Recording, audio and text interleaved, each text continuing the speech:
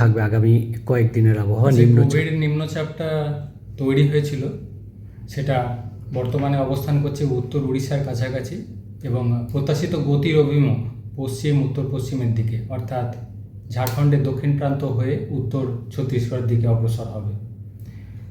ফলে আমাদের রাজ্য থেকে এটা ধীরে ধীরে দূরে সরে যাবে।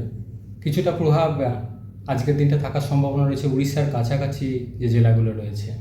ম্যাক্সিমাম প্রভাবটাই এর থাকবে, বা অলরেডি যেটা রয়েছে প্রভাব বেশিরভাগটাই উড়িষ্যার দিকে রয়েছে।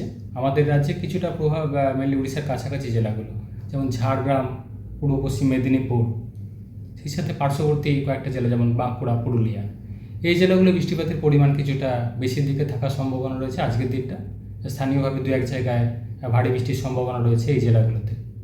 অন্যান্য জেলাগুলোয় হালকা থেকে মাঝারি ধরনের বৃষ্টিপাতের সম্ভাবনা, প্রধানত মেঘলা আকাশ থাকবে।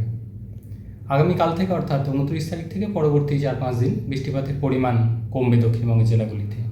তবে হালকা ধরনের বৃষ্টিপাত কন্টিনিউ করবে, যেহেতু বর্ষার কারণে স্থানীয়ভাবে হালকা ধরনের বৃষ্টিপাত মাঝে মধ্যে থাকবে, বৃষ্টিপাতের পরিমাণ কমবে। কলকাতা পার্শ্ববর্তী অঞ্চলের জন্য আজকের দিনটা অর্থাৎ 28 তারিখ প্রধানত মেঘলা আকাশ, দু এক পশলা হালকা থেকে মাঝারি ধরনের বৃষ্টিপাতের সম্ভাবনা। বৃষ্টিপাতের পরিমাণ কলকাতা পার্শ্ববর্তী অঞ্চলের জন্য 29 তারিখ থেকে কমবে, পরিমাণ কমবে, তবে হালকা ধরনের বৃষ্টিপাত থাকবে মাঝে মধ্যে। মৎস্যজীবীদের জন্য আগামী 24 ঘন্টা সমুদ্রে না যাওয়ার সতর্কতা রয়েছে, সমুদ্রে দমকা হাওয়া থাকার কারণে।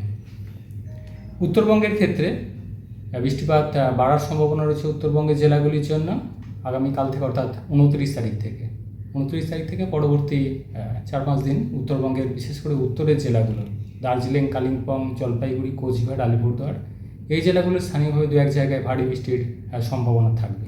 অন্যান্য জেলাগুলোয় হালকা থেকে মাঝারি ধরনের বৃষ্টিপাতের সম্ভাবনা।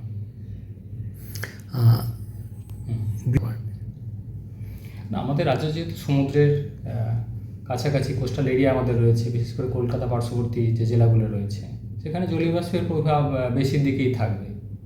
সমুদ্র থেকে জলীয় বাষ্পের প্রবেশ যথেষ্ট পরিমাণ অলরেডি রয়েছে এবং সেটা থাকবে। বর্ষা যেহেতু রয়েছে, বর্ষার সিজন যেহেতু রয়েছে, দক্ষিণ পশ্চিম মৌসুমী বায়ুর প্রভাবে জলীয় বাষ্পের প্রবেশ থাকবে। ফলে দিনের দিকটা তাপমাত্রা যদি থাকে কলকাতা পার্শ্ববর্তী অঞ্চলের জন্য যেটা থাকার সম্ভাবনা, আজকের দিনটা 30 ডিগ্রি কাছাকাছি সর্বোচ্চ, এবং সেটা খুব বেশি চেঞ্জ নেই। আগামী 2-3 দিনে যেটা 32 ডিগ্রি কাছাকাছি থাকার সম্ভাবনা।